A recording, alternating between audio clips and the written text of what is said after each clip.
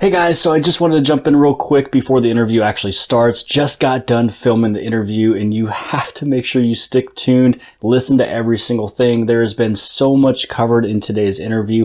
It's a little over an hour, 45 minutes at least. I didn't even edit it just yet, but a lot of good nuggets in here, a lot of stuff to listen to. So grab your favorite drink, grab some popcorn, put this thing in Bluetooth in your vehicle if you just want to listen and drive, go somewhere. This thing is epic. So I hope you guys love this interview. I know I did. A sponge, just took everything in, and I'm super excited for you guys to watch it. So here we go. Take a watch, take a listen, and enjoy.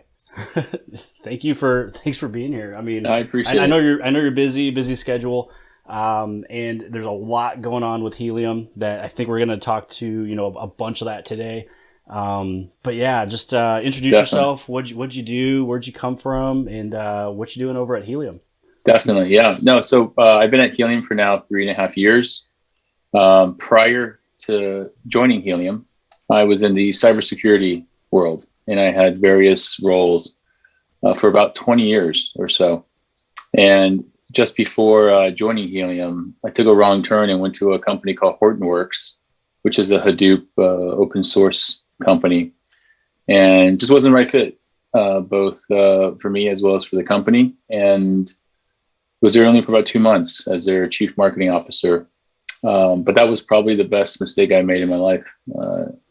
Could have been devastating, of course, but instead it gave me a chance to look at other companies, and I found Helium and met probably one of the most pervasive founders to ever live. Just Amir Halim's the co-founder of the company, along with Sean Fanning. But I think he's going to go down in history books as a guy that really built a new internet. Yeah, I think so too. So as the COO of Helium, what's that role like? Like, what exactly do you do there?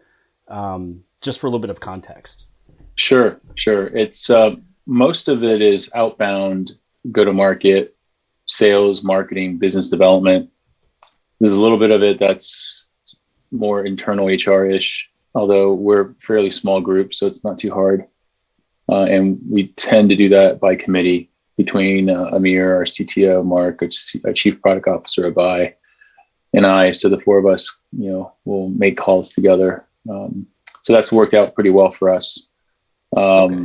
We all happen to get along. I think sometimes it's rare, but again, I think Amir's done a great job of setting the tone and creating a culture of, really low ego to no ego in the company.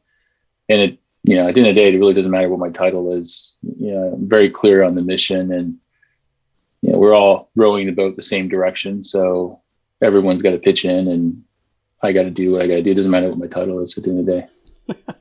Good. I like that. You know? I like that. Yeah. I mean, it's when you got a small tight knit group like that, it's like you got to really just kind of do what you need to do. Really, sometimes titles don't really matter as much.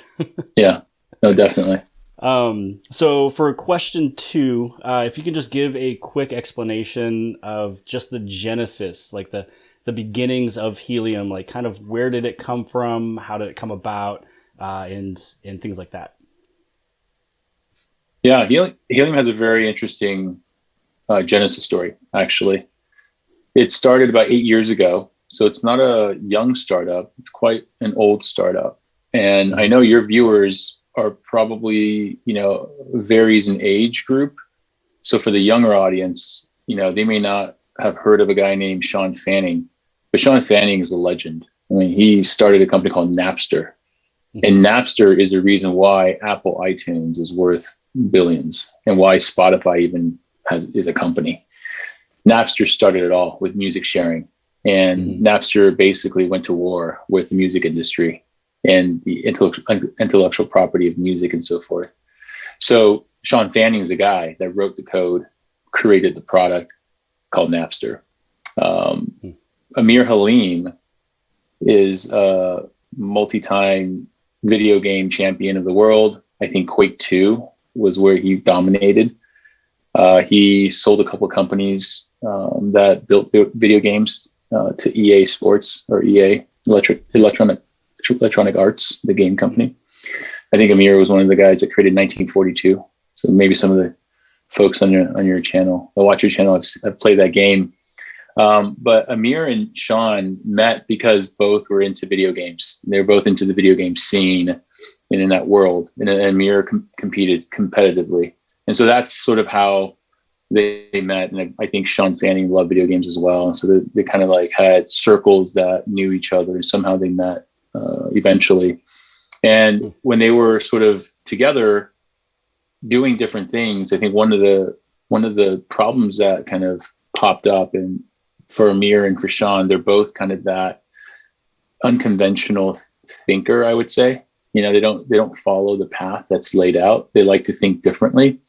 And the problem at hand for them was, at the time, they had a bunch of friends starting IoT companies back in 2013. And a lot of these friends were saying, it's really hard because one of the main problems of Internet of Things at the time was connecting to the internet, actually. And whether it's, Wi-Fi in the home or Bluetooth or cellular, there was always some problem with one of those. Wi-Fi, Bluetooth are really short in range. At the time in 2013, Wi-Fi sucked, right? We all remember that, right? It never worked. Cellular certainly is out there, but it's expensive. And it's not just expensive from a data plan perspective, but it's expensive from a battery consumption perspective. It uses a lot of battery. And we all know this, right? We all have phones that we have to charge every day, right? Mm-hmm. It's because of the cell connection and the GPS, and there's a lot behind the scenes there that draw a lot of power. And so those two guys said, hey, why don't we try to solve that problem? Let's go create a way to connect to the internet that's like very open, very cheap, and it's ubiquitous. And so the company started on that premise. Sean and Amir raised a bunch of seed funding from all kinds of investors, from Mark Benioff, who's a founder of Salesforce.com, mm-hmm. to SV Angels. These are like classics seed funding companies like Digital Garage. And they landed a Series A led by Khosla Ventures. So Vinod Khosla has a reputation for being a renegade, a guy that also thinks very differently. And so he led the Series A round for the company. And the company's mission at the time, which is still the same today on how we raised the money, was, hey, let's go build an internet that's everywhere, that's low cost, and it's open source, right? And that's still the mission today. That's why we do what we do. The company then got funding, Series B funding from Google Ventures. And when Google Ventures led the Series B round, all of the Series A players followed. And we had like First Smart Capital as well in there. Munich Re is a large German-based insurance company, a reinsurer. They're also an investor. And so everybody just followed and invested in Helium. And I think through those two rounds, the mission was always the same. It was just sort of how do you actually achieve that mission was different. We took a lot of twists and turns along the way. We tried everything. We tried like going vertical. We tried, building our own network. We tried building the application, then the network. And we tried every combination you could think of, and nothing really stuck. Nothing took off. It was just always a problem with like the buyer, like who's the buyer of this stuff and why would they buy this, right? And that was always the question. And then it was always, well, the network's just not big enough. Even if they bought into this application, the network isn't everywhere. It's not pervasive. So how do you do that? And that was always a nagging problem that we didn't know how to solve. Then Series C came around, which is the last round of funding. That was about 2 years ago now, probably something like that. And prior to Series C, this is when I joined, just before I joined, I'd say, like Amir, Mark, our CTO, Bones, Professor, Jay, Raul, like these guys are like the creators of this Helium blockchain. All the technical folks, they sat around the office, and our office was in the Dive in San Francisco on Mission and Van Ness. Basically, when you walk outside, there's either human feces or needles, like drug needles, just littered the streets. And it's sad. It's really unfortunate. There's people sleeping on the streets, and we had to like walk around them and walk through them to get into our office. Wow. That's where we started. And but we loved it. We all loved going to work because it's the people that matter, right? You don't really, doesn't matter what your office looks like. It was a nice looking office inside, just the outside was pretty bad, but we all loved being there. And the team was trying to solve the problem of, hey, how do you grow the network? And this was in 2017. So if you recall 2017, massive crypto run, and not just a run, like Bitcoin and Ethereum became household names. Like CNBC started talking about Bitcoin. My mom was asking me what Bitcoin was back in 2017. And so our engineers, we're not crypto people. So we're just sitting around, we're wireless people trying to figure out, hey, how do we build a network globally without having any money? And we, in fact, don't have any money. We're about to run out of money. So what do we do? Right? We got like a year left. This is our last shot. What are we supposed to do? And so the guys were drinking seriously like Oban 14, really nice whiskey. And sitting around a table, one guy, I think maybe it was Bones or something like that. He says, "What this is this thing called Bitcoin? Like it's everywhere. What if we could put Bitcoin into a hotspot or into a router? And what if we could do that and people that plug this in could then mine Bitcoin?" And we're like, "Oh wow, hey, that sounds like a good idea." So then we started researching Bitcoin and Ethereum and Stellar and whatever was available at the time. And I both know Bitcoin, that there's some cost there. Power, like it takes a whole city's grid to power a miner, right? Yep. Can't support 500 Helium hotspots with Bitcoin mining happening. That's going to crush everybody. That doesn't make any sense. And so we were honestly looking for other ways of doing this. We did not want to build our own blockchain. Like we really did not. And so Professor, his background is distributed systems, and he comes from distributed databases, a company called Basho. There's also a public open source company. He didn't know anything about blockchain, and he said, "Okay, well, you know what? I'm going to just go and do some research on blockchain and see if I can create a blockchain." So literally within 20 minutes, he built his own blockchain. Took him 20 minutes. I know, it's insane. The dude's a genius. And it's not the Helium blockchain you know of today, but he had no clue what he was doing. He was just playing around. He's like, "Oh, it's pretty easy." It's actually not that hard to build a blockchain. It's just a really inefficient way of storing things. It's super inefficient, And he's just like, "Why would we ever want to do this?" And so we were really against building a blockchain because it was inefficient and we had never done it before. So it'd be another hurdle we have to figure out how to solve. But the team really cracked down, and it's like 4, 5, 6 of them. They just started writing the white paper. Amir led the effort. All the engineers like Professor and Bones and Mark, Raul did the math. Like we did so much work. Maybe I'm forgetting somebody. I'm sorry if I am, but they did an amazing job, and they pulled that thing together. It took us months to get the white paper, a couple of months to get the white paper done, and they started building. And they landed on something called honey badger Byzantine fault tolerant as the theory behind this. Guy named Andrew Miller, who's a professor at University of Illinois, created this. It was part of his like PhD or something.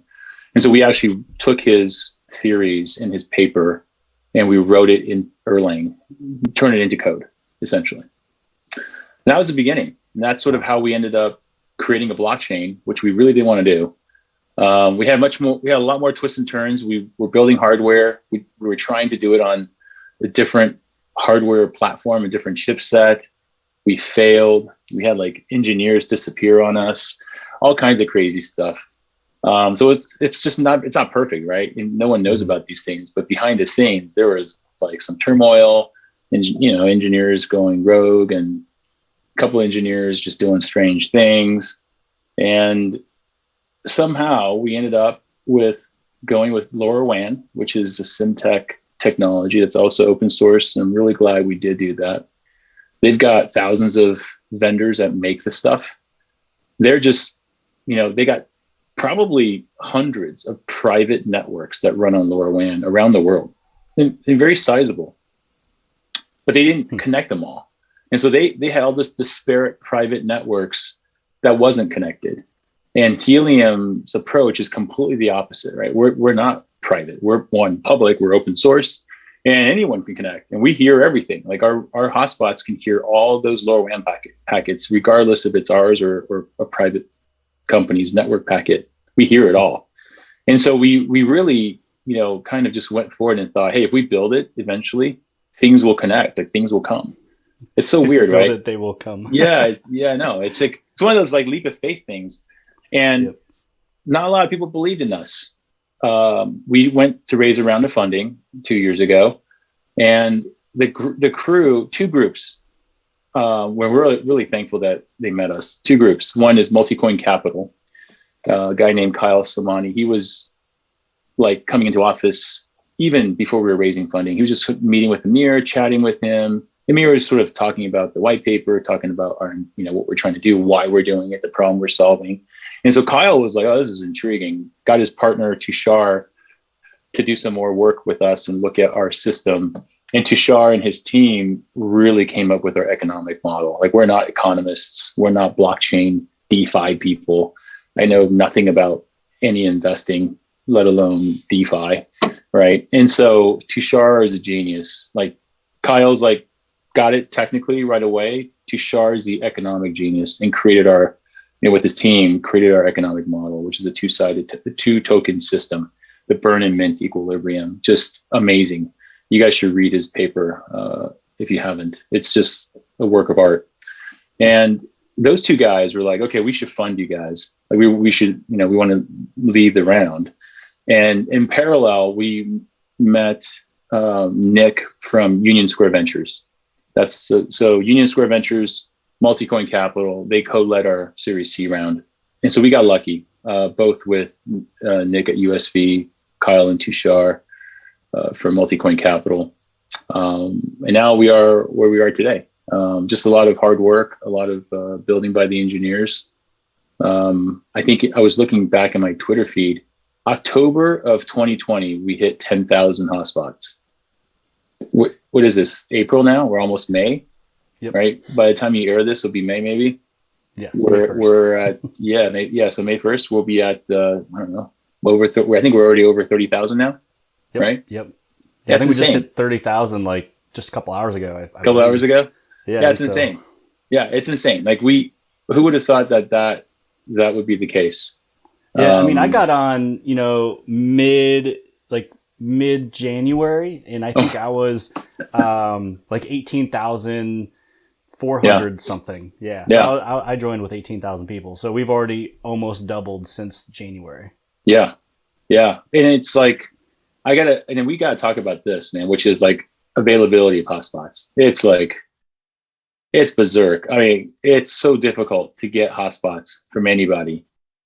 And I know it pains me because that number 30,000 hotspots live or whatever, that is completely underreported.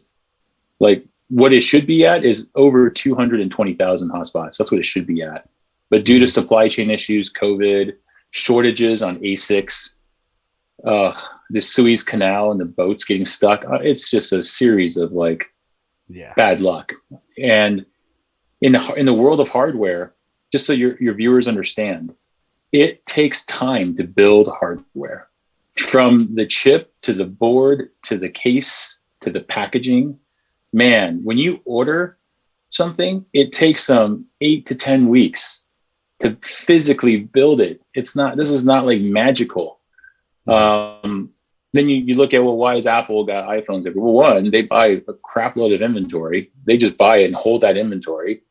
That's one. And two, they have a history. They can look at the past and go, oh, okay, we sold a gazillion iPhones last year. Oh, we'll probably sell a gazillion plus some, right? Easy. Yep. Well, we never done this before. Like who's going to buy a hotspot that mines the crypto HNT? Well, why would they? Like, I don't know. Like, why would anyone do it? But yet it's happening, right?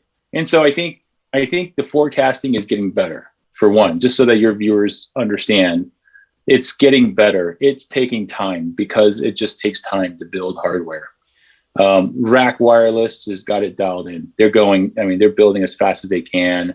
Bobcat, they can build a lot more because their background is high volume manufacturing. Like the factories they use for Bobcat builds the Xbox. So these guys know what they're doing. Their problem is Bobcat has never sold a thing to consumers because these guys are like, they sell to industrial companies. They're called ODMs. They build stuff for other people. They don't sell direct to consumer. And in our model, where it's direct to consumer, and Bobcat has to go and figure out how to do that, that's hard for them. They've never done it before, right? So everyone buying Bobcats like, dude, this could not be harder to buy a Bobcat. It's so hard. I get it. I know. They know, by the way. They're trying to fix it. We're telling them how to fix it. By the way, we made the same mistakes as all these guys when we were selling the Helium hotspots. That's why we don't do it anymore. It's just ridiculous. So be patient. If you're buying rack wireless from CouchUp, they'll come. It just, everything is backlogged. If you're buying a Bobcat, please read their directions. It's like 35 steps. I know it's annoying. Read it and then read it again. Don't get it wrong. There's details in there. And if you mess it up, it may not work. So please just read. And I know everyone hates reading. I'm guilty, but you've got to read those directions. Yeah. And I think, I mean, this would be, if I could just throw this in real fast, is I believe they added in to where it's USDC, USDT only, so it can actually be processed quicker. They also added in a chat bot, so there'll be a bot that comes up on the screen to help if you have any questions. Everybody needs to know that you need to make sure that the transaction fee that shows, every platform is different, but whatever that fee is to send it, just make sure that what is supposed to be sent is being sent with the fee. And then also make sure that it's the actual bobcatminer.com website. So if there's one that's Bobcat Miner 300, that's a fake scam. If you look at bobcat.org, it's also a fake scam. So all the real links will be below the video inside the description. They actually emailed me today to let all my viewers know about those other websites. So yeah, the direct links are on helium.com website, as well as the links below the video, just to make sure all the correct links are clicked on. Definitely. And I just gotta please, whenever you're selling, you're sending crypto, make sure the address is the correct address for that currency. Don't send USDT to a USDC address, and don't send a USDC to a USDT address. I made that mistake before.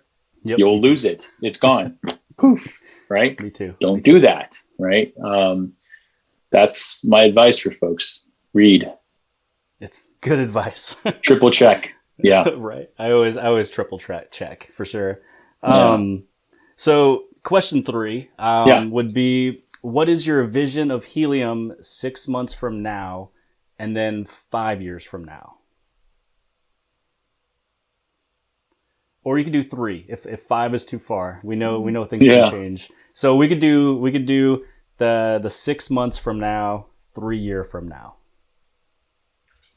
Yeah, maybe a good way for me to talk about this is to talk about sort of what we look at within Helium when we're tracking our performance, because that, I think, will give you a sense as to what matters to us short-term and long-term. Let's just call it short-term, long-term, right? Yeah. We look at really, number one, our employees. Like, are we doing what we need to do to support them? Are we hiring enough? Or are we hiring too much? So we do look at that quite carefully. We're a very small team and we're very efficient. So we're like 40 people. We're not big at all. We track that constantly. We track the community constantly because we are a small team, we open source everything. That means we have to have a community to support us. And that's why the People's Network, you guys, Jimmy, as the influencers out there spreading the word for us, super important. I don't know if you know this, Jimmy, but when we started with Discord, I think it was like beginning of COVID or something along like March or April, maybe we started the Discord channel in our Discord server. At the time, it was like 800 people in the community. This is like a year, maybe less than a year ago, like 8 months ago, 9 months ago. So maybe we started this in June or something like that, middle of COVID. Now we're over 50,000 people on Discord. And if you're in the Discord channel, you'll see these guys are hardcore. Like they're technical, man. Mm-hmm. There's no joke. There's no Yeah. jokesters in there. And if you try to like clown people, they get like a little snippy. They're very, very technical and serious. I'm like, okay. And they're very engaged, right? We need them. Like we need that crew. So we're 50,000 strong, adding 1,500 per day. Thanks to you, Jimmy. Thanks to all the other influencers out there that's joining us. I mean, it's crucial. And so we track that very closely as well. Community is very important to us. Our employees are very important to us. And then it's really the ecosystem surrounding Helium and surrounding the network itself. How is that network growing, right? The issues with buying from Bobcat, or the issues of shipping from Rack Wireless and CloudShip and Bobcat and Nebra and Syncrobit and so forth. We are very concerned because we want them to succeed. We want them to deliver in a timely manner. And so when we can, we get involved, we try to unlock problems within the supply chain. We actually do work very close with Simtech, the chip provider. I talk to their team every day. We're on every day trying to solve some of these issues. And so I know, like, the people outside, they don't see the details and the things it takes to try to expedite something. But every bit of this effort moves the needle. It really helps. It improves it by a day, improves it by a week. And that's what we're trying to do. And so that supply and network growth is crucial. That's why it pains me I'm happy we're at 30,000, but we should be at 220,000. And so it really pains me to sit here with you looking at 30,000 and celebrating when I know we should be at 200,000 on the network. So that's important. The usage is crucial.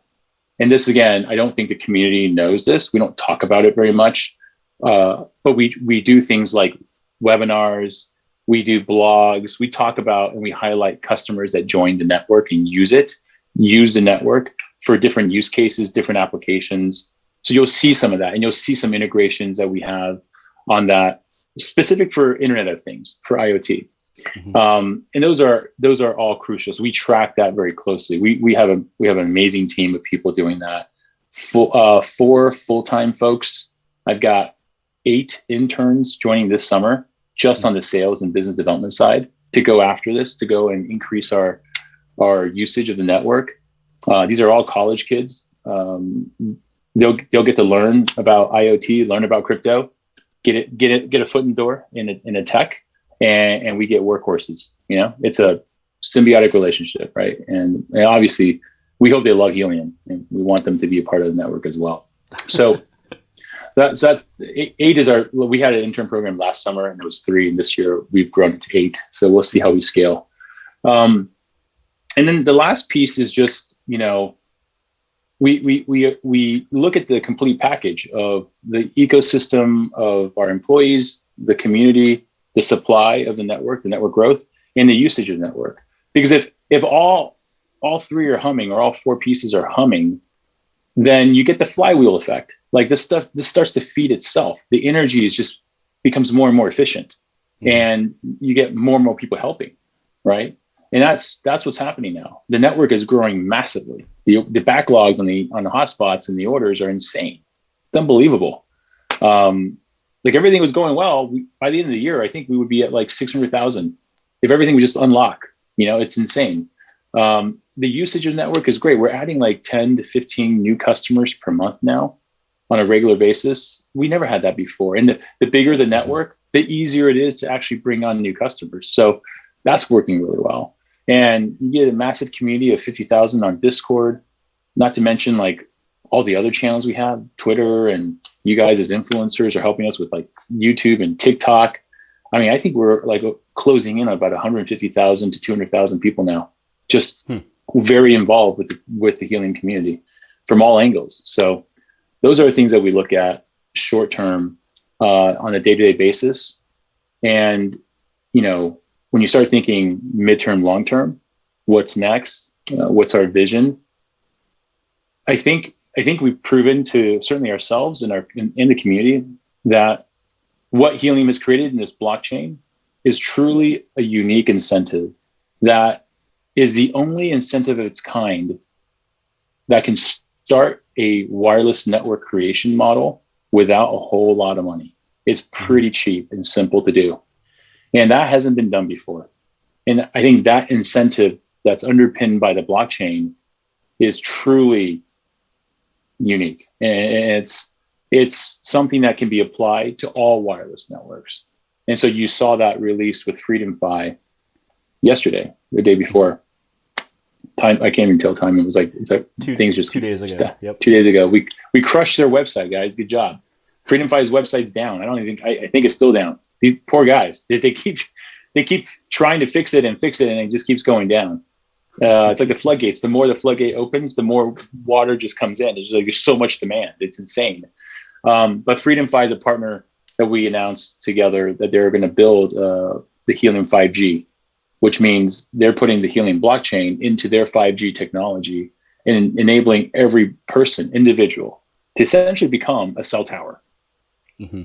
It's insane. It's awesome. Yeah, I can't wait. And that's actually, one of the topics I think coming up here actually really soon. Actually, it's the very next topic. So that's a good yeah. So that's a good segue. So the next question I have here. So first off, so what does HIP stand for? So I know some people may look on the helium.com website. They might be going through the Helium application, click on a few things. They might click on the reward inside the application, takes them to another website talking about HIP. So first off, what does it mean? And then the next portion of this, because it's a little loaded, is what new important protocols is being added. And one of these is the CBRS. It's the HIP 27. And you just talked and touched about it. So this is where we'd be able to talk about 5G. But first, what does HIP stand for, just so people kind of know what that means? Yeah. So HIP, or HIP, stands for Helium Improvement Process. And what the premise and idea of that is that Helium and the blockchain and the Helium platform and technology, because we've open sourced most of it, if not all of it, you got to have an open source community to run it or to govern it, to help improve it. And so over time, we've slowly handed that off to the foundation. And what the foundation decided is that, decisions made on the blockchain really need to have community feedback, community voice, but also community vote. And so HIP, or HIP, is a way in which anyone can propose something to the community and have a voice in that proposal. It's like literally a written proposal, okay? And the community will look at that, review it. And the person can present it to the community, have a conversation about it. I think it's once a month, there's a call by the community, and they'll vote on it, and they'll either approve or not approve. And so the Helium improvement process is really meant to establish a mechanism for anyone to make this blockchain better or make it work for them if the community agrees that it's going to benefit everyone as a whole, right? And that's what the HIP process is. Where you can find this is two places, right? You can find most of the details, if not all of it, on GitHub. So if you go to github.com/helium, you'll see a bunch of repos, which are containers that hold our open source code. And if you scroll down, you'll see like HIP as one of the folders. And when you go into HIP, you'll see all the different Helium improvement processes. And the 5G example is a HIP. It's a HIP 27 that was proposed by the founder of FreedomFi, Boris. He wrote a HIP. He had this idea that if he could put the Helium miner, the Helium blockchain miner, the HNT miner, into his hardware built by FreedomFi, which is also open source. It's based off of something called Project Magma, which was started by Facebook, and they transferred it to the Linux Foundation. But Magma is an open source stack that essentially allows anyone to build on and connect that stack to telcos. So just so people understand, like telecommunications companies are highly not open, they're highly private. Everything's proprietary. So for Facebook to go do that work, to make open connectors into that, it's crucial for like everybody to survive and to have a hope of decentralizing, right? And so stumbling onto Magma is crucial, is a big deal. And the fact that FreedomFi with Magma's technology can merge and marry Helium's blockchain, that's a big deal. It's almost like we got lucky here because without Magma, we couldn't do open source 5G. Like we could not be cell towers. Without Helium, there would be no reason to do it because you would not be able to incent anybody to do this, right? So the merge of the two is crucial. And that's what HIP 27 is all about. And that's the process in which we do this. You can also learn more about it if you join our Discord server, which you can put a link to down below, right? Yeah, so the Discord I'll have below. And then I just wrote in here the GitHub. So I'll just make sure I get the link from you, just make sure it's correct. I'll place that below the video as well, too. So everything important outside the interview, everything will be inside the description for sure. So yeah, I mean, I'm excited for, the 5G because it was something I thought about because I came from wireless, for 8 years. And so I knew about, CBRS, I knew about the radio frequency and the radio, service and things like that. And I was just thinking to myself, just what could we do with antennas and, knowing about the 915 and the other frequencies in the other countries, could there be something with that or offloading, the service or the radio frequencies or data or something like that. And that's kind of, and I'm glad that really came up and love that, the HIP is able to be something from the community, which is another reason why it's called the People's Network. I mean, that's right. It's fantastic, right? Yeah. The People's Network was inspired by The Rock, the People's Champ. I'm a huge WWF fan. Used to watch wrestling, and Dwayne Johnson, The Rock, he inspired that. Nice.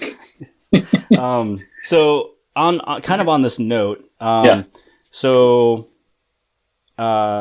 with Helium, it sounds as if there's going to be 2 levels of mining. So it's kind of like, when it comes down to Ethereum, when it comes down to Bitcoin, you have multiple different levels of different machines you can purchase coming out with different, the amount you can earn per day. So it sounds as if Helium is doing that. So it sounds like you will be keeping 2 different types of machines, at least as of now. One that would be able to stay with IoT, the other one that would go into 5G. So anybody can really choose which angle they want to go. Yeah, there's actually a lot to this. So let's try to break it down.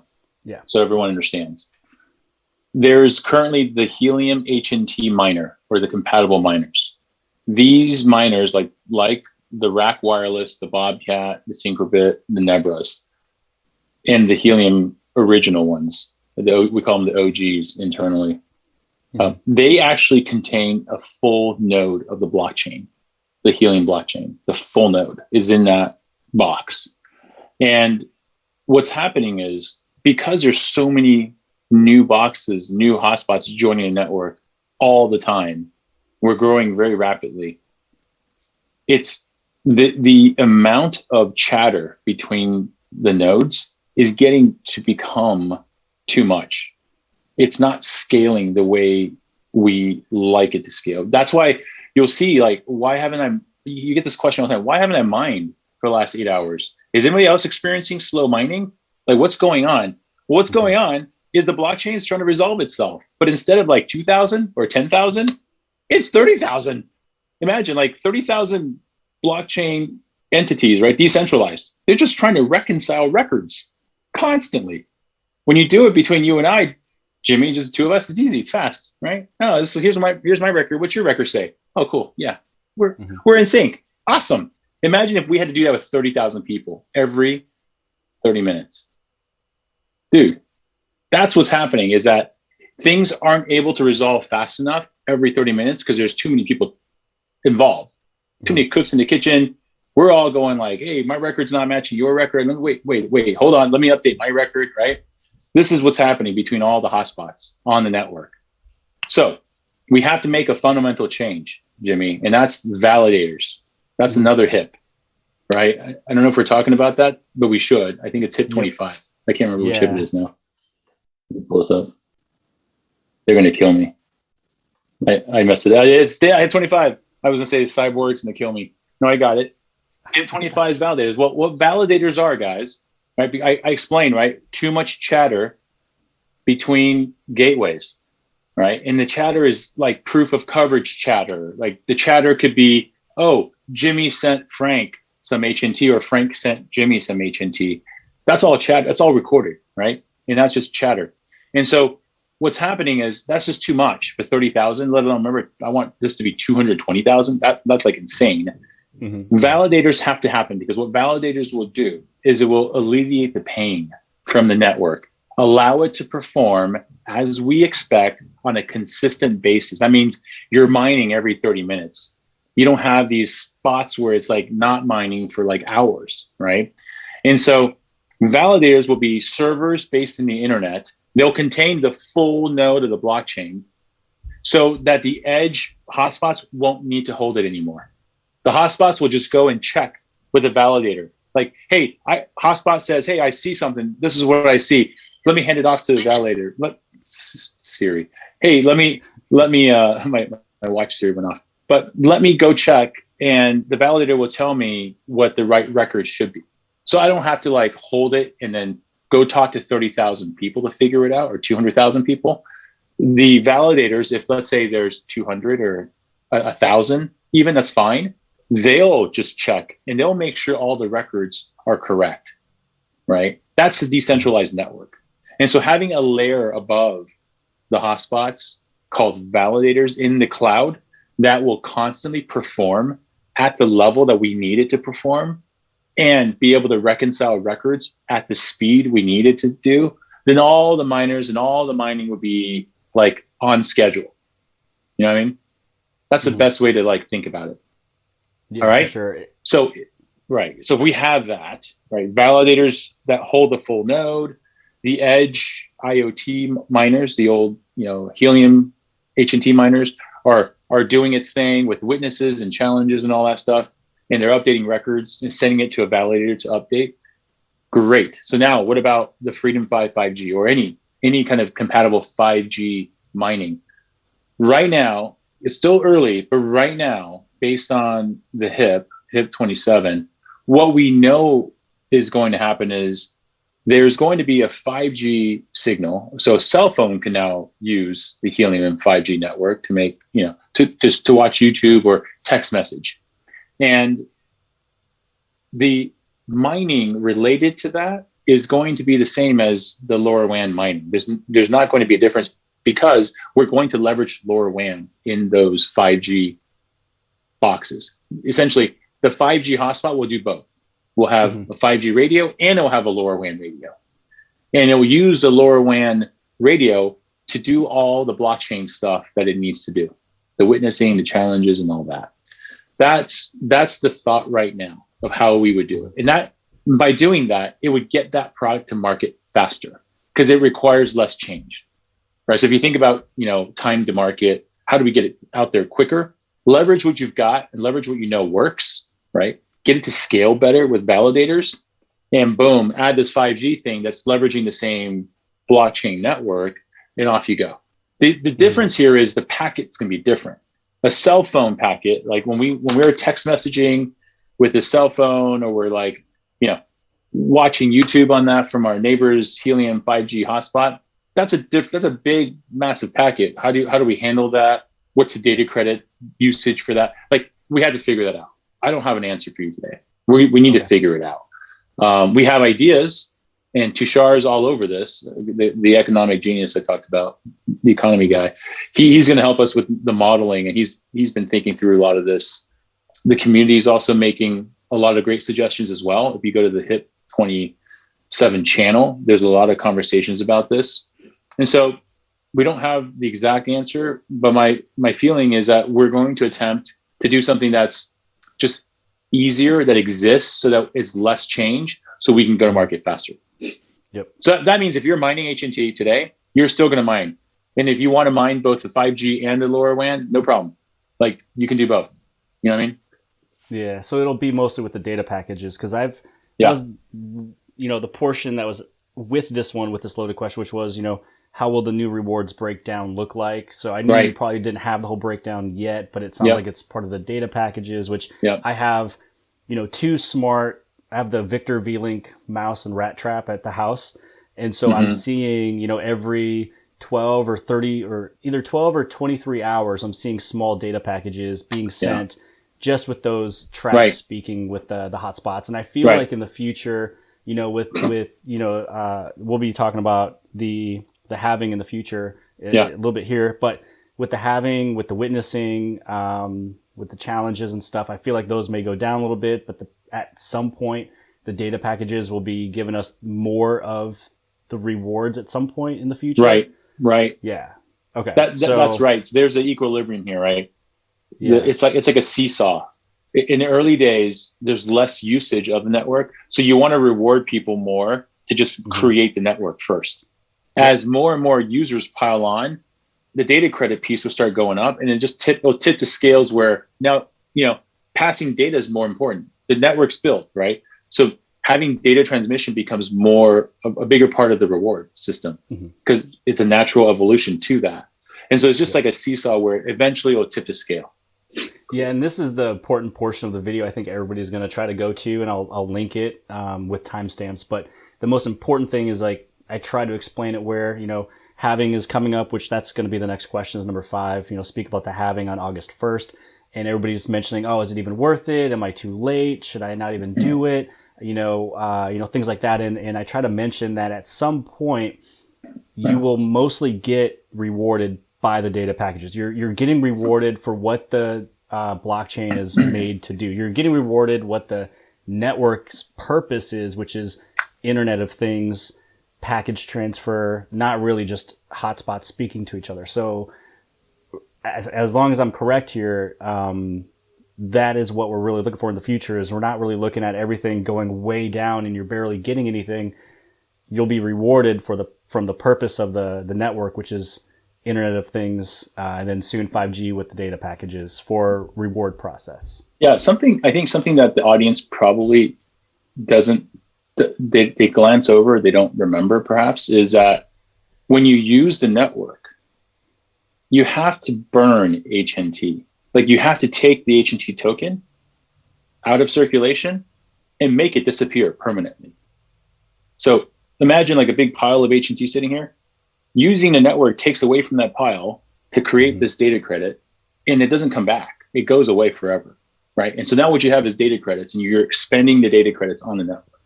That's how this works. So the more users we have, whether it's a little Victor mousetrap, right, or it's a parking sensor from Noble Systems, or it's a water leak detector from Nowi, right? Like these things by using network, they're taking HNT out of the supply forever. Imagine if like a cell phone, an iPhone or Galaxy was doing that when they watched YouTube, watching Jimmy's promo. They would have to take HNT out of the supply, burn it forever to get the data credits.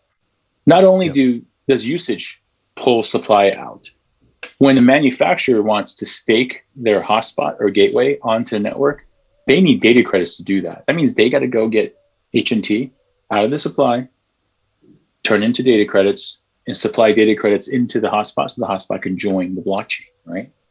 So these are all things that put a lot of pressure on HNT supply. We talk about halving. The mining supply goes in half.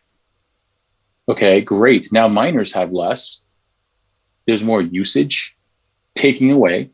Every time a new hotspot joins the network, more HNT is getting taken away forever. Your supply of HNT is like dwindling, but there's need for it. It's useful. Right? It's a utility. People need it. Yeah, and I think the key here is it's useful. Like the HNT is needed as a part of how you use the network, whether you're watching YouTube or you're sending some mouse traffic, or you're trying to stake a validator on the network, or you're trying to put a new gateway, a new hotspot, a miner on the network. Those all require HNT.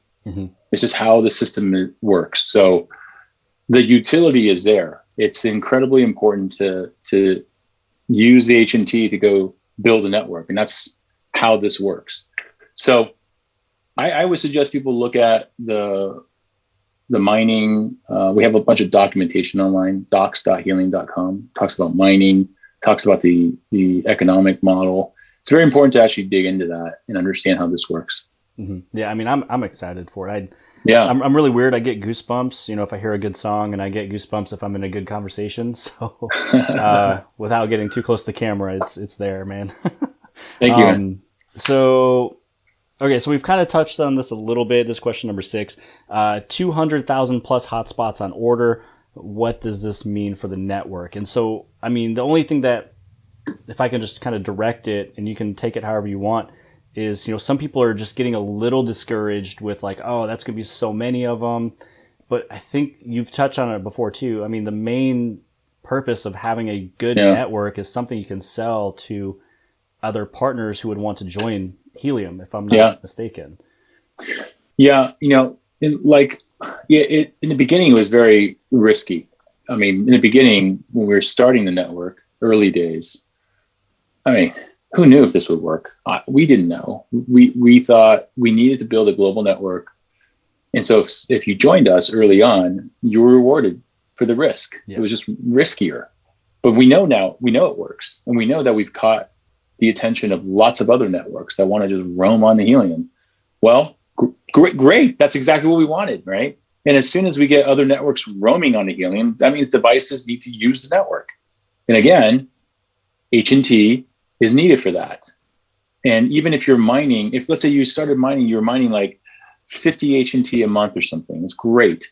And then you go halve, and all of a sudden it's 25 H&T. Well, I feel sad. But if the network and ecosystem is doing its job, which is building a useful network, and then getting others to notice that we've built a useful network and trying it and using it, then it's like a self-fulfilling prophecy. It's a flywheel and an ecosystem that feeds off of each other because it's useful. If it wasn't useful, you should be worried, right? If this whole thing had no use, I wouldn't be here. I wouldn't even be doing this interview, Jimmy, because that's disingenuous. But people have to remember, you're doing this for mining. I get it. Everyone wants the H&T. I get that, of course. But I think what's more important is you are owning and operating a decentralized wireless network. Yep. Don't forget that. What does that mean? That means you, Jimmy, me, Frank, all the people watching, if you do this and you put a hotspot in your home, you are going to compete with a telco. You will become a telco. This is your chance to own a piece of it. That's how I see it. And so I don't care if mining is, 1 or half, or if it's 10 or 5 or 2.5. It's irrelevant, because what's important is that the network is useful. And the more useful this network becomes, the bigger you'll become. The more important your network becomes. And it's not Helium. We all own this. It's all of us, because we're all doing this. We're all trying to build a network. We're all mining. We're all providing useful coverage. That's the key. And so I think for me, I would advise all the folks watching, right? Yeah, it's going to be having all that. That's not the indicator to look for, right? I think the indicator to look for is who's using this, how much are they using, and how much can we get more people to use this? And this becomes a self-fulfilling prophecy. Like, if you make this network global, useful, and your coverage is good, then people will come, man. It's already happening. We'll have more news for you about the roaming stuff. It's insane. Like, it will be great, but we got to keep doing it. We can't don't give up. Build a network, and think about it more like, hey, the time horizon is long. How long does it take for a telco to become a telco? Decades. It's only for us. It's only been what? It's only been a year and a half. We're babies. Yeah. This is the beginning. I don't care if it's 50,000 or 200,000 or 300,000 hotspots. It's the beginning. The Earth is massive. We're nowhere near done, guys. Yep. This is the beginning, and you guys are all in it early. This is early. When we're talking 2 years from now or 3 years from now, and the network's at 1.5 million to 3 million hotspots or 5G gateways, I'll still tell you it's early, because 5G needs even more. So, we're not done. Yep. I mean, I've talked to our team internally. I think we need 10 to 20 more years of this, man. We just got to keep going. Build a network. People will come. The usage will come. Well, obviously, that's funny you keep saying that, because I'm from Iowa originally, where I think that's where they filmed some of Field of Dreams. Yeah. And so that's where they kept saying, if you build it, they will come. So yeah, I am 100% on boat. I'm excited. That's why I'm a part of it. And that's also why I keep talking about it on my channel. And, I have a whole background with Samsung and the videos, and that was where I grew the channel. And when I find something else that gets me more interested, I mean, that's where my focus is. And so I'm Yeah. still going to do both, but I mean, the amount of Yeah. growth, I'll tell you, the amount of growth from doing the Helium videos is insane. Like my subscriber numbers daily have actually doubled and tripled.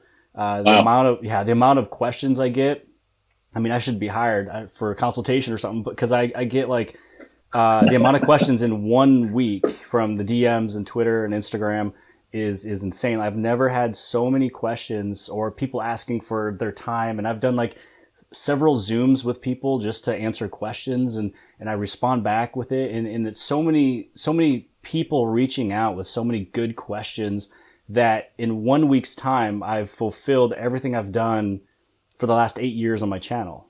From anybody reaching out about any questions about any product, anything I've done, that whole 8 years was just done in 1 week, which I feel like it's exponential, and I feel like I'm growing just as fast almost as like the Helium network is when it comes down to You, what's yeah. going And on. I'm super happy. I'm super happy for you. Yeah. So Not surprised, Jimmy, that's why I but said I'm thank you. yeah. Yeah. At the beginning when I was like, yeah, it's changed my life. It really has with interest in shooting videos and running into people and doing new things. And yeah, a lot of stuff has definitely opened up, and I feel like that's going to be the same for a lot more people. So I think so. I mean, when we put all the pieces of this technology together, and we make it digestible, usable by anybody. Like our goal is to make. Imagine like telecommunications is extremely old. It's an old industry, right? No one's been able to go tackle it because it's an old industry that's very private and very proprietary, and rightfully so. I don't blame them, because for them to build phone lines and put in fiber and copper, it's expensive. They're doing it around the United States, a big piece of land. To do that across the U.S. costs a lot of money, right? And so I get it. 100 years ago, that was the way to do it. But for your viewers, this is probably, they're all at the right place at the right time with the right technology coming together. Wireless technology with its open source stack happening, LoRaWAN to Magma, so the stuff that the Freedom Fi guys are doing, the stuff that Rack Wireless and Bobcat, Nebra are doing. Like putting that together is they're coming together at the right time. And then Helium open sourcing the blockchain. We've open sourced our app, the interface. That user experience has to be super simple, right? It's like your friends and my neighbors need to be able to look at the app and go, oh, it's easy. It's as easy as like Instagram, right? It's as easy as, I don't know, whatever the app du jour is. It's just got to be super simple. And what I found, working with you, Jimmy, and some of the TikTokers, is like, it's the Gen Zers. It's the kids that are like finishing high school, going to college. They're the future of this country. They're the future of the world. They get this. It's like, boom, they get it. Wait, I get to be a telco? Sweet. Like, Why wouldn't I? Of course. But so we've got the right generation with the right technology, the right combination of open source, which was traditionally very complicated. And the fact that we've made it brain dead easy so that it's as easy as using TikTok. All right, this should be on fire. And it is. Right? This flywheel should be like going nuts. It is. Things are going warp speed now. Dude, I love it. Yeah. Let's see. So next question. This is question 7. So reward process. How will Helium? So how much Helium rewarded monthly goes for the miners and the VCs, and then how is this going to change over time? So because I know that some people may know that there's 5 million HNT a month. Where exactly does all the 5 million go, and does that slightly change year after year? Yeah. So in the beginning, when we first started the blockchain in the first hotspot, that was the Genesis block. That's when the first token was mined. So we're very different from other crypto projects. We did not like pre-mine. The term is called pre-mine, where we created 1 trillion tokens out of thin air, and then we unlock it slowly. We didn't do that. We actually did the reverse of that. Like we're like Bitcoin in the sense where the first miner mined the first Bitcoin. The first Helium hotspot mined the first Helium token. And in that Genesis block, we defined for our investors and the founders how they would be rewarded for the work that they're going to open source and give away. And that reward system is baked into the blockchain. So you mentioned 5 million per month. There's a cap of 5 million tokens mined per month. There is a cap on the supply, 223 million in its entirety is mineable, essentially. And in the 5 million per month, in the very beginning, 35% of the 5 million was distributed to the founders and the investors of the company, of Helium. And each year, that percentage goes down by 1. So we're now in year 2, and so it's now 34%. Next year, it'll be 33%. And it keeps going until you hit 15%. And when it's at 15%, it stays flat to 15% until the mining's 0. That's how the reward system works. And so the founders and the investors, we didn't pocket any tokens in the beginning. That's like crucial. We didn't say, oh, let's just make up a number like the US government. Let's print $3 trillion and keep half of it and let the others mine the other half. We didn't do that. We're not printing money. All right. We said, let's tie the mining directly to building the network so that this has incredible utility. It's incredibly useful. And it has a shot of becoming a fully decentralized network. So we had to do it that way. But that also means that the investors and employees and founders, we didn't get anything. We didn't get anything. We're just like everybody else. We didn't like, we're not like pocketing a bunch of tokens and, hiding it. We don't have any. We have what we have. We have what we have from the distribution model that we created, right? The 35% of mining rewards, which aligns our interest with everybody else's interest. People want to mine cryptocurrency. We want a network built, right? We both win. Everybody wins when it happens. We get a network. Everyone gets tokens. We're all happy. That's how the system is built. No one has more or less than anybody else. Yeah, I like so that. We try to be as fair as we can. Yeah, I mean, I think it's fair. I mean, I don't feel there's any other better way to do that. Okay, so question 8. How many partners added to the Helium network so far? And so I watched an interview with you speaking back in January, and that was when I was like, I really want to have you on my channel because I want to know updated since January. So I believe last year you got quite a few. I believe in January you got maybe 10. Right. And I guess I was just curious on any partners you're working on at the moment and how many you've added in 2021. Yeah. So we've been adding about 10 to 15 per month. So I think we closed a year out with 40 or 50 in December, I believe. And then we added 10. So we were at 60. So we're roughly in the 80 customers or so range now, something along those lines. And you're using one of the bigger customers we've added, Victor Mousetraps, right? I think you've even caught a mouse already within hours. Yeah. I set it up and it was, I believe I got it up at 10:30 or 11:30 at night. And then it let me know that there was a rodent caught, I believe at like 3 a.m. So it was within 5 hours. And I knew I had one. I don't know if there was more.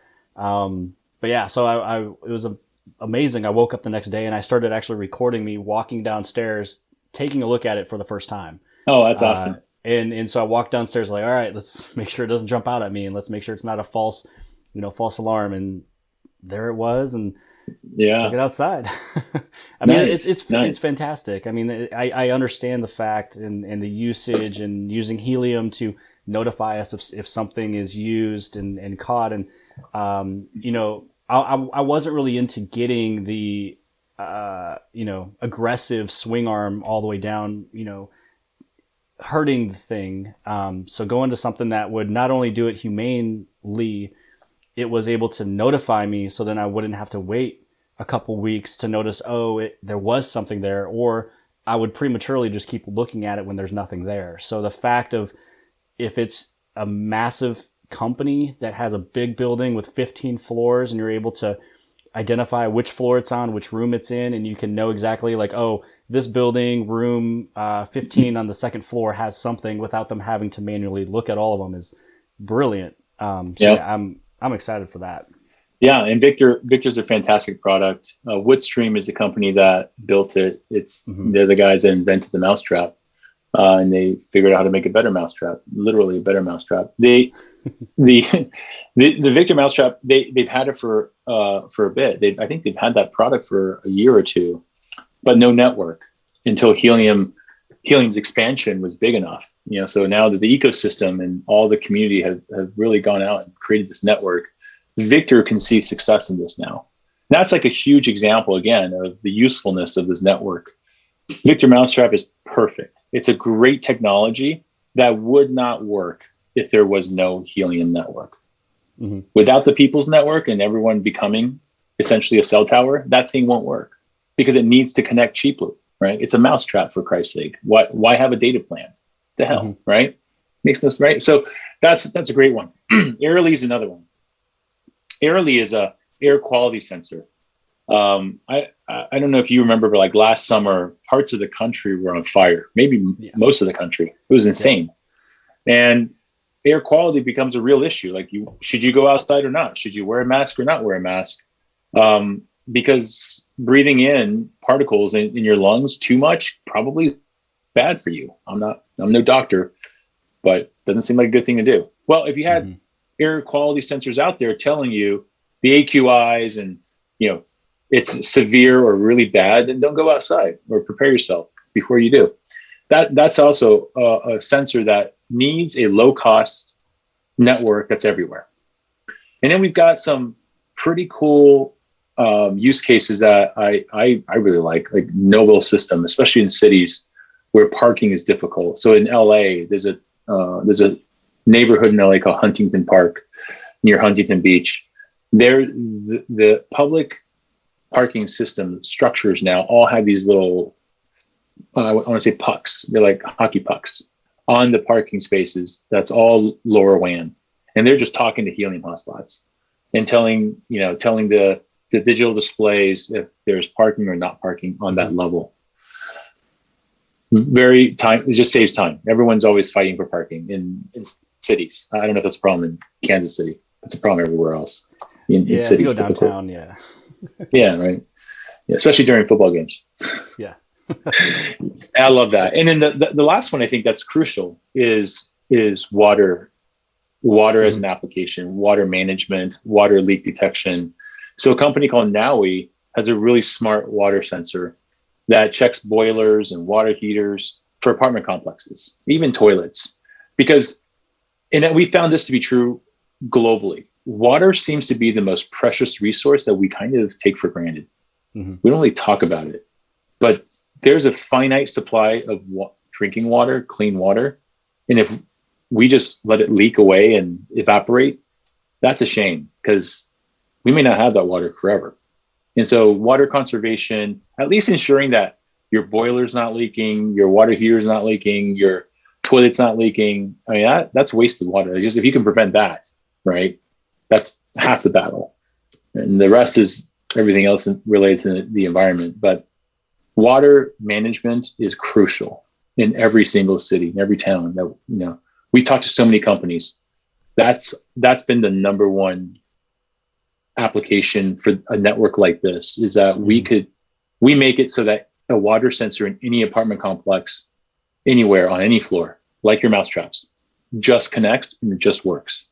Super cheap, runs on battery for years, and you don't need to think about it or worry about it until it alerts you, right? Mm-hmm. Chimes your phone, all of a sudden, what's going on? Oh, there's a water leak on, third floor, room 22. Well, great, go fix it. Yep. Yeah. And I mean, it saves a lot in damage as well. I mean, water damage is pretty massive. Definitely. Definitely. So this one is, I think we kind of covered some of it, but I guess if you can just like sum it up in a quick way. So, how would you respond to those that are on the fence or not fully understanding helium? So it could be in the sense of, why do it, support it, or I'm on the fence, I don't know if I should get the miner. Yeah. I think fundamentally you have to ask yourself a question, which is, do you want to own and operate a cell tower? If it only costs you $400, like, would you want to do that? Yes, it mines. There is an incentive tied to it, right? There's certainly some excitement about that, but that's not the end game, right? Mm-hmm. That's just an incentive. The fundamental question becomes, do you want to do this? Do you want to do it long term? Because once you do it, like, the People's Network needs you to be there. Like, you can't just do it and disappear, right? You need to keep doing it. And like anything else, it takes commitment. Learn about it, watch YouTube videos from Jimmy. Like, you got to learn how to maintain and operate a network, because that's what you're going to become. You're going to become a cell tower. And so how do you do that well? And the better you do it, then the more rewards you get. And it's just like anything else in life, right? No different. And so you'll see on our Discord channel, under antennas, I mean, there's some rigged out antennas, some souped up systems, right? People on roofs, people putting up like massive towers and putting antennas on top. I mean, there's some hardcore people out there, but that's awesome, because those are the folks who are committed long term, and they get it beyond like the incentive, right? Mm-hmm. But the incentive gets you going, but they're committed because they want to be an independent cell tower. They want to provide roaming services to AT&T and Verizon and get a cut of all that, right? Why mm-hmm. not? Why not? This is the People's Network, right? This is the right type of technology at the right time with the right audience and the right need to do it. And so I think that's fundamentally what they should think about. Forget about all the other noise. I know there's a big crypto component to it. It's exciting, but dude, crypto is like very volatile, man. It goes up and it goes down. Who knows? Honestly, who knows? I don't even know. Like, I'm not a crypto person. I appreciate it because it gives us the ability to create networks that we're very specific. Like, this whole thing is very, very specific to the utility of creating wireless networks, mm-hmm. using the people, like leveraging the people, right? So that everyone owns it. You got to decide that. Is that for you or not? Because if it's not for you, then don't do it. I hate saying that, but if it's not for you, it's okay. It's not for everybody. If you don't want to do that, you don't want to manage and operate a network, and you don't want to offer roaming services to large telcos and get a cut of that, you don't do it. It's okay. I mean, if I can go do something else, there's lots of stuff out there. Exactly. If I could put an antenna in my house that I place, that I can look at, that would help the service of my phone throughout the house. Yeah. That's the end game for me. Exactly. Yep. Bingo. Yeah. And I think, and that's why, Jimmy, we try to make this super easy. We try to, like, Helium, when we first started with the Helium Hotspot, I don't know if you ever got one of those, the white one with the black ring. Like, we try to make it look cool, right? The app, I mean, our engineers that built the app, like Bones and Coco and the team, man, it's beautiful. Like, the app is beautiful. We try to make it as easy and as intuitive to use. Our North Star is always like, hey, could my mom operate this thing? Like, will she know what to do? Like, we try to simplify complex technology into like super simple, processes, like intuitive. And we're like really trying to strive to be like the iPhone or the Apple of tech. And we want to be like the Apple of crypto, just super easy, because we do want everyone to say, gosh, that sounds intimidating. I don't know if I want to operate and maintain a cell tower. It just sounds like mind-blowing. Like, I would never thought I want to do that. But then they see the product. Oh, that's a cool looking product. Oh, check out the app. Oh, it's so intuitive. It's not that hard. Right. Mm-hmm. If we can get there, bridge the gap of technology, make it super intuitive. Our hope is that everybody's moms are like, oh yeah, I never thought I could do it, but I can. Right. That's the point. We need everybody. I like that. Yeah. Okay. So question 10, this is one that I kind of added in a little late just because I actually merged two questions. And this is one that, I thought of. It's something that a few people have brought up and asked me in past questions. And it's when you set up your hotspot, you assert the location. And Yes. so I know that mine are usually, they're always accurate within 50 meters, 100 meters. You always want to be within the 50 meters. Yes. But when people notice other locations performing fantastically, Yeah.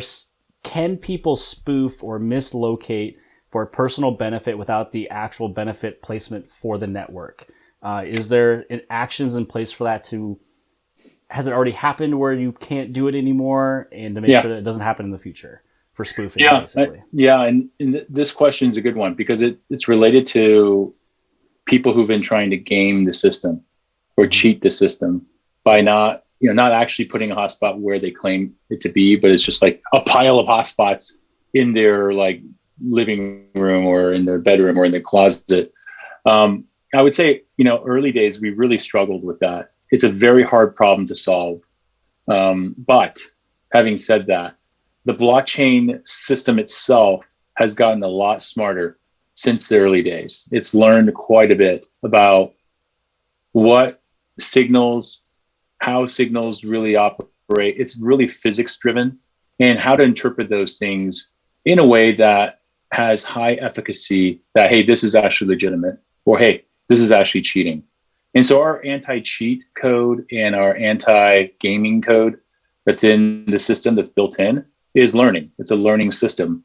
And I have to say, it's done a fantastic job with its efficacy. We don't want to penalize people inadvertently, right? Mm-hmm. And so that's gone really well. I think it's a never ending battle to stop cheaters. I don't, cheaters are cheaters and they're smart and they're going to constantly come at us. I fully expect it. But we have a bunch of smart people too, and we're focused on anti-cheating and anti-gaming. So stuff is built in, and once you develop things that are built in and it's able to learn over time, you might be able to game the system for a little bit, but eventually you're going to be weeded out. And so it's already in there. Okay. So all you cheaters, beware. All right. So we've actually kind of touched on this a little bit, but there's only one portion of it that I kind of want to focus on. So this is question 11.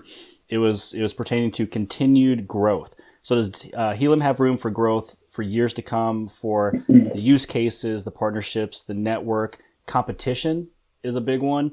And then miners. So I was looking for the word adaptability. I was looking for how adaptive is Helium when it comes down to, really, we'll talk about the last couple because we already talked about everything else with partnerships, network, things like that. Yeah. Competition and the miners themselves. People were curious if the miners would need to be replaced, need to be updated. And I've personally actually been asked to show something off that is a competitor of Helium, for which I'm not interested. So what is your adaptability for the competition and then the miners if they need to be replaced a few years? Let me talk about the competition first and then talk about the miners. Mm-hmm.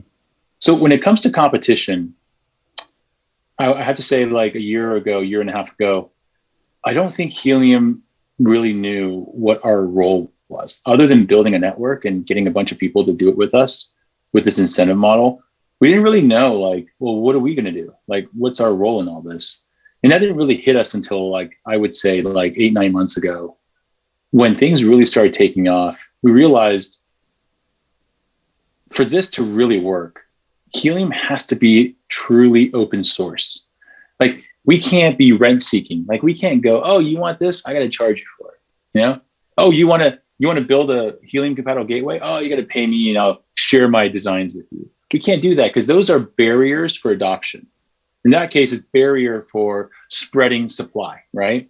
And so we really had a change of mindset, like revelation, like, hey, don't forget the mission. The mission is to build the biggest, ubiquitous, open, low-cost network in the world. We got to do that, but we can't do it alone. We need the people's network. We need the community. We also need other manufacturers. We need other people to do it. That's why we stopped building the Helium hotspot, because I think by building a Helium hotspot, like we had to do in the beginning, because no one believed us, honestly. We talked to others. Hey, would you want to build this? They looked at us like, what? Cryptocurrency? Get out of here. You're a scammer. Did you do an ICO? No, we're not that kind, right? but no one believed us. And I don't blame them because of all the bad rap that happened early days in 2017. But we really kept trying. We said, look, guys, we might have to build the hotspot to get started because nobody believed us. And we just had to do it. But once people believe us, we should stop and we should open source it all. Like we should just stop building it because we don't want to compete in that business. But there are others that are good at it. That's what they do, is build hotspots. Let them do it. Like give them everything they need. Help them along, right? Like our app. I don't think in the world of LoRaWAN, there's a consumer-facing product and app that's that slick, that intuitive and easy. We probably could have kept it and like charged people for it, but we didn't. Again, we're not competing. We want everyone to do this because we have to make it frictionless, right? We have to make everything buttery. Don't put up barriers, right? That's the mindset shift. And so that's not how we make money. Like we can't do that. So, okay, open source the app, make it available for all of the manufacturers, especially the LoRaWAN folks and the LoRa folks who haven't sold to consumers before. Like imagine like, I hate pointing Bobcat out like this, but imagine if Bobcat had built an app also for consumers. Dude, no, right? Let's give them the app. It's cool, man. Like let's do it for them, make them successful, right? And that's been our mentality. And that's really helped us, I think, see the light on all the other components, like working with Victor mousetraps, making the onboarding to use the network very simple and open source. Like we have something called Helium Console. Helium Console is a backend tool that people that want to use the network for transmitting data, it is an easy tool for them to actually just go and use and get devices like Victor mousetraps onto the network in a matter of minutes. Super simple, right? That doesn't exist that readily in the world that we are in IoT and telco. So we open sourced it. Give it to everybody, give it away. Anyone can just take that code and build their own onboarding provisioning capability. We want that. We're not competing in that. And by like having that revelation, we have other, what they call traditional like competitors, these private LoRaWAN networks. They're coming. They're going to use the Helium network. Why? Because we're not competing. We're not trying to charge people money to go use our network. It's not even our network. Jimmy, it's your network. It's the people's network. So really open, right? Just really be open source about it. And so I think a year ago, that wasn't sort of where our mindset was. And we really had to shift. Like we really had to understand that for this to really take off, we really have to embrace open source and we have to live it, meaning that we can't charge people anything. Like there's no charge. It's the blockchain. The fees are all within the blockchain, and that's what it is. We can't change that. It's based on the community. It's based on the HIP that we talked about, right? Like that's how things change. We can't change it. We got to give it up. And that's really made a world of difference for us, Jimmy, because that has disarmed all the competitors that once thought we were trying to compete, because really we're not. All we've done really is created a LoRaWAN network that's usable for anybody. Even if you have your own private network or you have another public network like Things Network, use ours. It's all open. Take whatever you want. We're not charging a thing.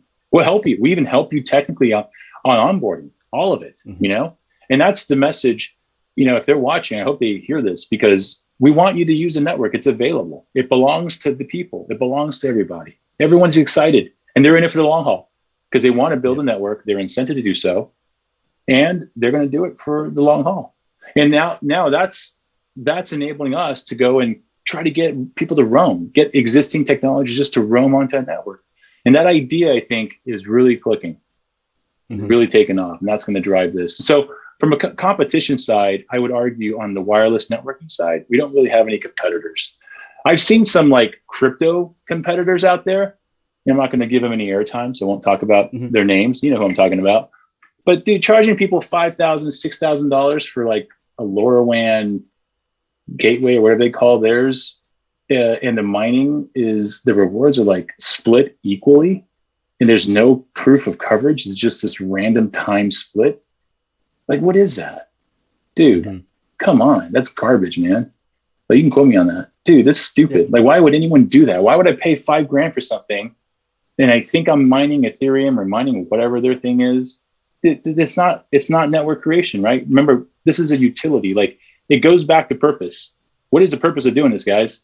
Purpose is you want to actually create a network that's useful. And the better you do it, the guys with the towers and on the rooftops, the more you earn. Like you put the effort in, you make yours more useful, then the more you are rewarded. That's just like, I don't know, what is that? That's fair. That's just how it is, right? But unless you've got a true purpose and your system and your incentive model is built for that purpose and it's digestible and it's like you can read the docs and it's open source. I mean, I just look, guys, people have ulterior motives. Everyone does, and just be careful and just read the stuff and get educated and make the right decisions. Okay. And then so for like the miners, is there any type of updates these would need to have, or people are just wondering like if they would just crap out after 5 years for continuously running, things like that? Yeah, some of the old miners have SD cards in them. That's the only part I would say could crap out. Everything else is sort of electronics and probably there's no moving parts really. So I don't see it crapping out, but SD cards, by the way, guys, are solid state memory. Solid state memory, when you read and write on it a lot, eventually wear out. It's like, it's something that just wear and tears, like breaks, just wear and tears. And when that occurs, you need to replace the SD card. So if you have an OG hotspot and you're not sure what's wrong with it, just email support@helium.com and we'll help diagnose it. And if it's an SD card issue, we'll tell you what to do. It's not that hard. There's a way to go and upgrade all that.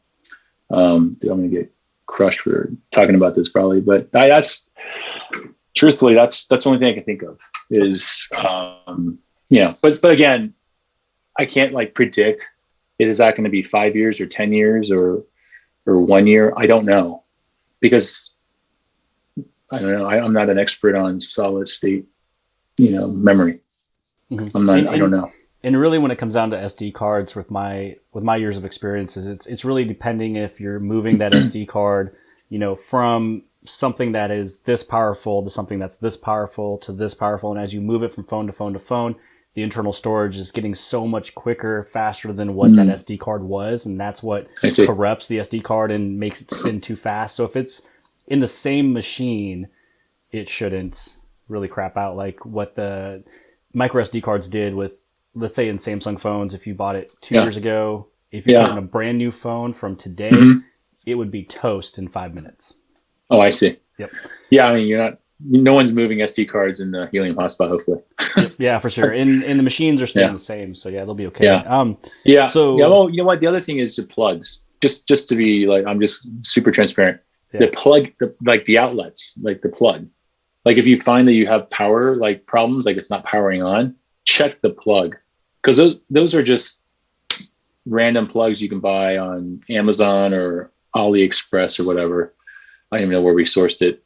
And that those could go out. They're like 2.5 watts. They're not much, but I would say check that first and foremost. If you had an original OG Helium hotspot for over a year and a half, and all of a sudden it's not powering up anymore, my first guess would be it's the power, the actual brick. So look at the sticker, go follow the specs on the sticker and order one on Amazon. It's like $2. It's cheap, guys.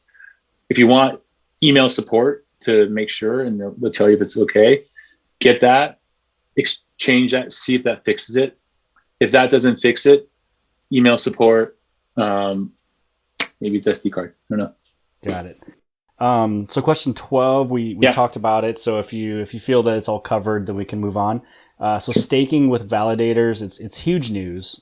Huge. So what exactly does that allow and open up? Yeah. So I think the best way to think about this is staking on a validator removes a lot of processing work away from the hotspots and into like a cloud server to store the entire blockchain. And that, by the way, if there was an SD card issue, that solves the SD card issue, because the OG hotspots won't need the blockchain on the SD card anymore. It won't. You'll go and look it up on the closest like validator server, right? That's the genius behind all this. I can't wait for the validators to show up, guys, because then you'll stop emailing support because I just caused a freaking support storm probably. but that's important, right? So imagine like I said again, 200,000 hotspots trying to talk to each other all the time to reconcile the records goes away. Moves it to the cloud with servers that are beefy, right? And they're predictable and they're connected to the internet on fiber, and they're talking to each other. And it's not 200,000, it's like 200 to like 2,000. I don't know how many, right? Whatever. At least it's not 200,000. So it's a lot faster, it's more predictable, which means your mining is better. So validators are crucial for all of us because the mining will be on time. No more like, hey guys, anyone else notice the mining hasn't happened in the last 2 hours? I hate it. I hate not the question. I hate that happens, right? Mm-hmm. So we all want validators, please. Yeah. It's on testnet right now. They're doing a great job. All the volunteers on testnet, thank you. Without you, we wouldn't get it. This would not happen because all the stuff they've been doing, the testing is incredible. Mm-hmm. They're breaking it all the time, which is what you want. You want it to break in the testnet, not the mainnet. So question 13, and then we just have 2 more left. So any plans to make the network more decentralized than it is now? Yeah, great one. So there's a foundation today, Decentralized Wireless Foundation. That is the foundation that is taking custody of all of our intellectual property. We open source it all. They are the custodians of it now. They are the custodians of our community, and they drive the governance and the regulation and the votes. They like put together the rule sets for all of that, so that the community feels like they can be involved all the time. More needs to happen, and part of it is Helium migrating more of it to the foundation. The other part is the foundation staffing up accordingly so they can take on more. And that's just a process that we're going through. It's going to take some time. It takes time to hire the right people. It takes time to move, to move a function from Helium to the foundation.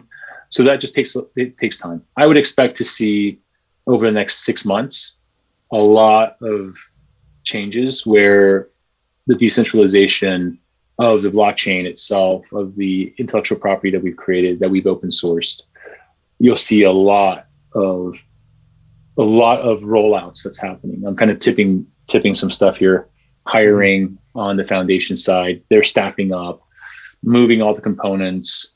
You'll start to see a lot of that in the next 6 months. Let's see. This is a journey. I'll tell you that so far. There's 2 questions left, and this is no problem. A journey that I am enjoying.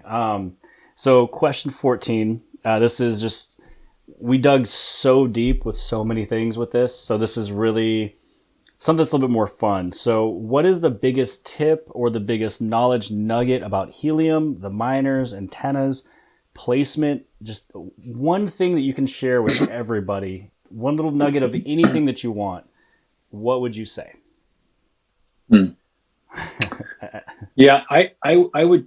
I'm going to try to help all the newbies, the folks that are thinking, how do I do this? In the world of signals, radio waves, all right, that is the thing we're dealing with here, whether it's 900 megahertz with LoRaWAN or 3 gigahertz with 5G. I know these are terminology. It's a lot of terms, a lot of technical terms, but in the world of radio waves and signals, you can Google this. The best outcome, the best results, are always higher and unobstructed. The higher you can go, when I say unobstructed, first and foremost, no metal. You do not want a metal fence around your house or around your hotspot. Metal is like the kryptonite to wireless technology. Metal, mesh, metal fences, mesh, meshing, bad. Aluminum foil, bad. All right. And so if that's the kryptonite to wireless signals, to what we're trying to do, then you want to make sure there's no metal. And then you want, think of an airport, an airplane. The airplane needs a runway, right, to take off. Signals need the same thing. It's physics. They need a runway to take off. So if you can get it high and you can give it a clear runway, you've got a better shot of hearing other hotspots to do proof of coverage, witnesses, and challenges, or picking up a line scooter or like a bike down the road that's sending a signal, he'll hit you. Like you'll hear it and you'll get the credit for that.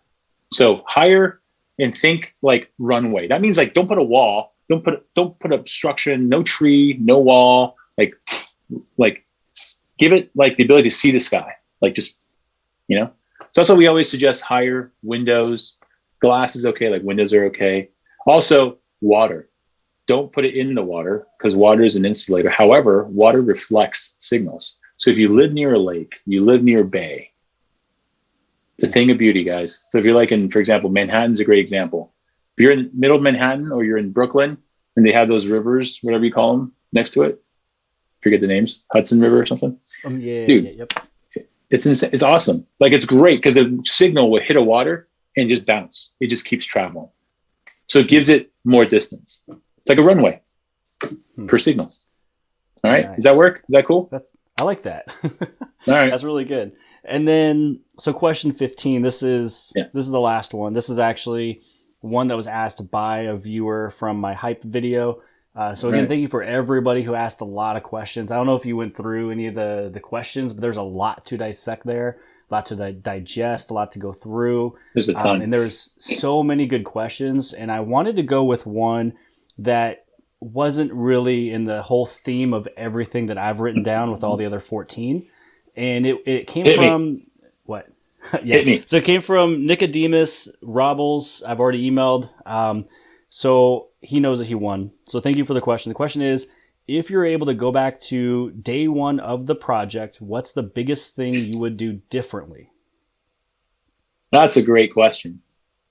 And, you know, there are moments in time, you know, when I think about this and I chat with our coworkers, and friends at work, there's several things that I wish we didn't, you know, put our shoes into, like stepping on poop or something. But I have to tell you, everything bad that happened to us, like all the mistakes that we went through, is really what drove us to where we are now. So we can't, like, if I say, I wish I didn't do this, we wish we didn't go down that path. Maybe we would have saved ourselves some time, some grief, maybe some money, but I don't think we would end up where we are now. Maybe. And so I would have to say nothing. You know, I wouldn't change a thing because the right people are with us today. The people that should be with us, that want to be part of Helium, is with us. We have the right community. We had lots of debates as an example, like all the other crypto guys are doing ICOs. All the other crypto guys are like pre-mining. They all seem to be driving Lambos. Who doesn't want a Lambo, right? But it just seems so sketchy. It seems so scammy. Like that's not us. And so we didn't do it. And I'm glad we didn't. We're not like that. That's not why we're doing this, right? I'm glad we stuck to who we are. We're not gonna drive Lambos, and we're not gonna be like them and wherever they are now on the beach somewhere. That's okay. Like I said, this is like, we got 20 more years probably. It took like, AT&T 100 years to become a big company. Well, if we can do it in 10 or 20, dude, we crushed it, right? With 40 people and 50,000 community members. That's insane, right? We probably hit a couple million by then, but maybe 100 million people. I don't know. But like, I just feel like, you know what? It's like, I don't think I would change anything.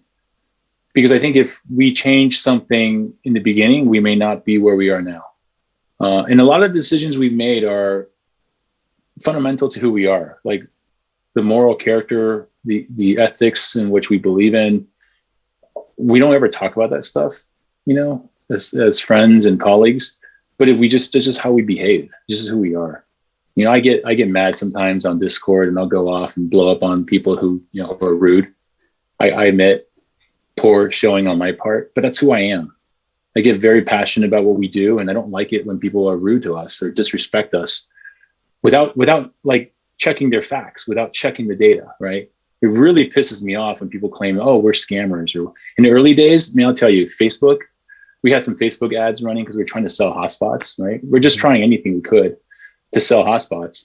And I see the comments like, oh, you guys are scammers. You're trying to scam us out of our money.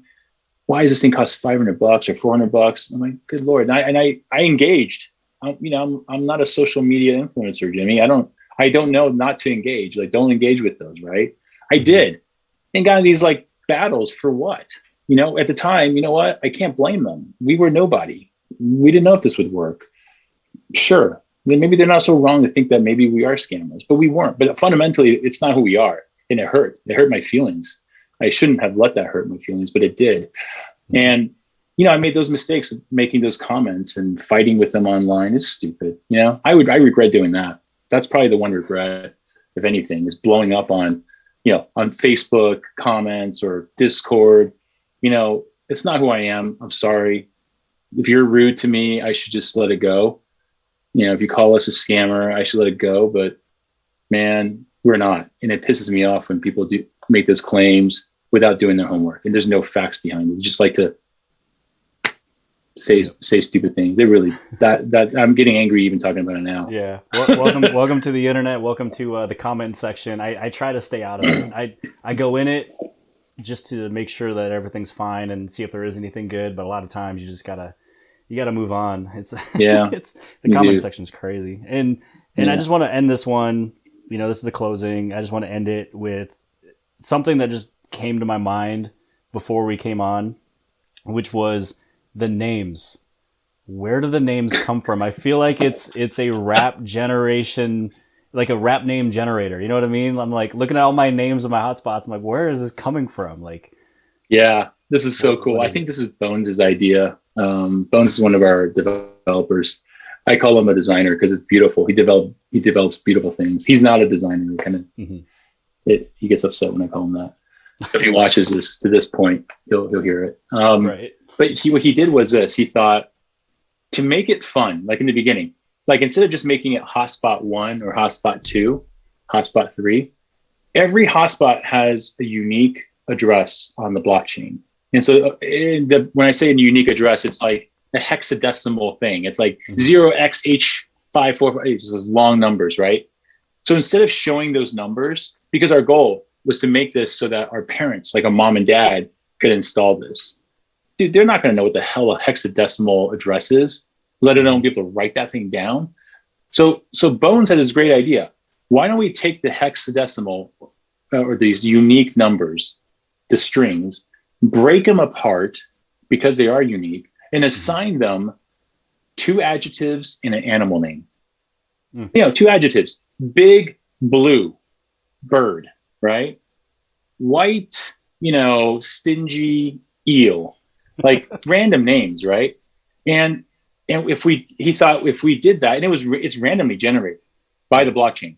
If we just built that in there, it's kind of a cool like thing. Like you have your own pet, like your hotspot's like your pet essentially, and everyone is unique. And if you had a little pet, you might care. Like you might just care more about it. You might be more engaged and more involved. And so that's the whole premise behind it. Just give it a cool, 2 cool adjectives and an animal name, and maybe you'll be happier with it. Like I use the analogy of Tamagotchis. When I was growing up, there's this little keychain. It's from Japan. And it's like a little egg, and you had to push buttons and engage, and it would hatch from an egg to like a little chick. Yep. And then you have it on your keychain, and it just kind of live with you, and it would chirp and stuff. It's like a little Tamagotchi, but it's a Helium hotspot. So that's why it's. I love it. Yeah, I'm glad you guys enjoy it. I love it. People love it. It's your pet. It's part of the family. Then you care about it. Well, yeah, I thought it was hilarious. I mean, when I think of where all mine are at, I can imagine and visualize the name at that location. So yeah, yep, it's definitely working. But yeah, that's it, man. I mean, this, like I said before, it was a journey. It's been a good hour, 50 minutes. Jesus. But anyways, thank you so much for being here, answering all these questions. I mean, it was 15 questions. And I mean, I'm a sponge soaking it all in. Hopefully everybody else liked it as well, picked it all up. But thank you so much for the time and to be here on the channel. Hey, my pleasure, Jimmy. Thanks for having me. I hope to be on again. And when I look at your sign next time, it's probably gonna be a million subscribers behind you there. I hope so. I'm sure it's gonna happen. I hope so. I Thank hope you. so. Thanks for the chance to tell our story. All right, thanks, man. I appreciate it. Well, thanks everybody. If you guys do appreciate this video, give it a big thumbs up. Write any questions, comments below the video. Hit the subscribe button if you haven't already subscribed. Make sure you guys check out helium.com. I'll have all the links below the video inside the description if you guys are interested with anything that we talked about. A lot of the docs, a lot of the information will be below inside the description. I'll make sure it's all there. But outside of that, I'll see you guys later.